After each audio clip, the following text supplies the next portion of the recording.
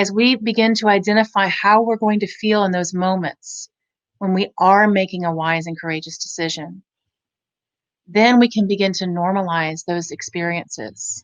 We don't have to wait for the fear to pass. We don't have to wait to trust everyone around us. When we begin to normalize these experiences, we can press in where we know we really need to. So take a minute right now. Just take a deep breath, close your eyes,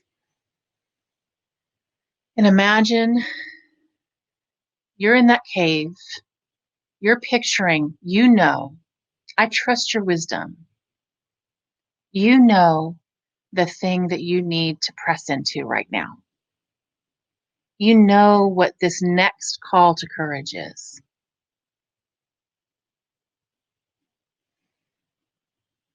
Don't let it go. Mark it down. Hold on to this moment. And let's talk a little bit more about vulnerability to perhaps normalize some of that for you. Okay, vulnerability is the gateway to courage.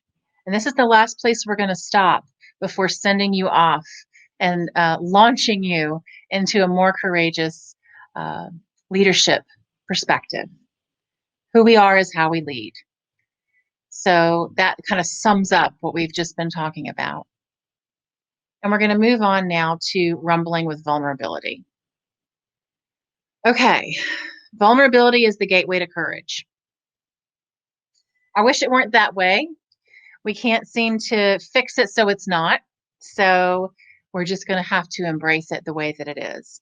Again, the definition of vulnerability: uncertainty, risk, and emotional exposure. You can't get to courage without rumbling with vulnerability. What is rumbling? Okay. The definition of a rumble. This is a dare to lead ism. Okay. Rumbling is a discussion or a conversation or a meeting. It can be with yourself. It can be you down in that cave, rumbling with your own misconceptions and your own concerns, scarcity, fear, anxiety. It can be a conversation with someone else. It can be a team conversation. A rumble is a discussion, conversation, or meeting defined by a commitment to lean into vulnerability, to stay curious, okay, to stay generous in our assumptions, and to stick with the messy middle. The messy middle is, okay, we've decided we're going in. It's not going to be easy. We're not gonna pull back when things get messy. We're in the messy middle. So to stick with the messy middle and to do problem identification and solving, to take a break if necessary. Have you ever been in conflict with someone and you thought, if we could just both stick this out, if we would both just agree not to get mad and walk off, and we would stick with this conversation all the way through to where we both felt like we'd been heard, acknowledged, and understood, and where no insult had happened, where we'd been generous with each other in our assumptions, then I think we could actually fix this thing. You've probably felt that way before. It's a rumble. That's a rumble. Now, sometimes we do need to take breaks. Sometimes we need to start a conversation where we do a piece of it and we recognize, especially as the leader in the room, that there are elements of this that need to wait, but we need to set the next time. We need to stay in the conversation. So we're sticking with the messy middle. We're problem solving. Our assumptions are generous. We're fearless in owning our own parts. That's the rough spot, right? So I remember when I was at my last position as an executive director and I had just started at that job, and I was dealing with a major imposter syndrome. Okay. I'd been hurt. I told you I had been a pastor. I had had some really traumatic experiences as a pastor, which I won't go into now. They're far too distracting.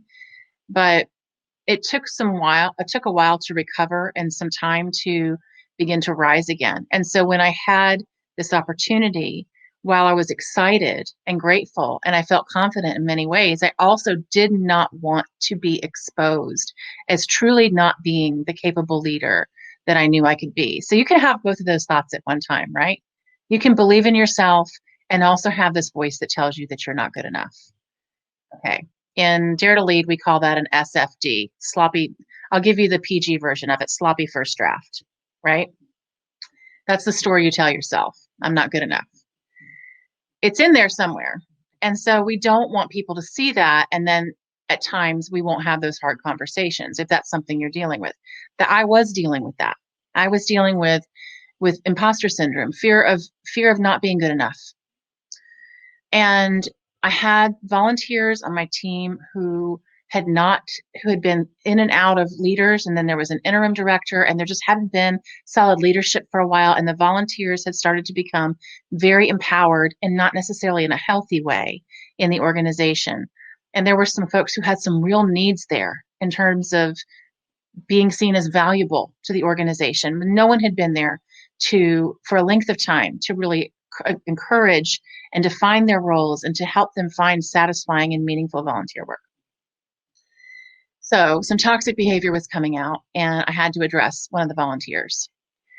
It scared me to death because I saw several things in that person that made them exceptionally vulnerable. There were several ways in which this was a marginalized person, several ways. And this was someone who was also older and struggling with a sense of value in the organization. It's a real thing. I had a feeling that this conversation was so long overdue from even before I had been there, that when I went in and had this conversation, it was just going to go terribly and that I would be exposed as a terrible leader. And it was just a frightening feeling. And I put it off for too long. When we finally had the conversation, it was really, really tough.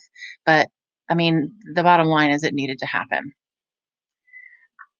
We all have situations where we know that perhaps going in could make things worse than they already are. We're actually wrong about that. But there's the feeling sometimes of, if I address this, it's just going to be worse. But a rumble is what happens in that cave. And then the arena moment is sometimes that hard conversation with somebody. I had to set a boundary. I had to address a real problem, regardless of my fears. And you have those situations looming over you, and they're real, but they won't go away. So myths around vulnerability. I want to go into that. Number one, that vulnerability is weakness.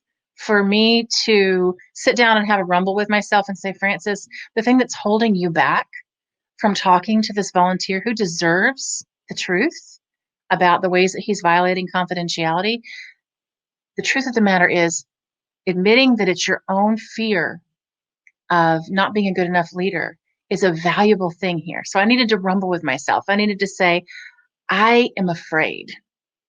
And that is normal. And this is going to be hard, and I'm going to do it afraid, and it might not go well. But I'm going to get honest with myself about what I'm experiencing and be generous with myself and compassionate with myself. Because the truth of the matter is that when we're compassionate with ourselves, we can be compassionate with other people. Vulnerability is not weakness. That is one of the main myths about vulnerability. You heard Brené's funny example about the goggles. Some of us were just raised to believe that vulnerability is weakness. Don't let them see you sweat. Really, you have to have it together. A good leader never lets people know they're struggling. Well, not so much true. Not so much true. That's not the future of leadership. But there are some other myths that we need to bust. I don't do vulnerability. That's another myth. I don't do vulnerability. That's not my personality type.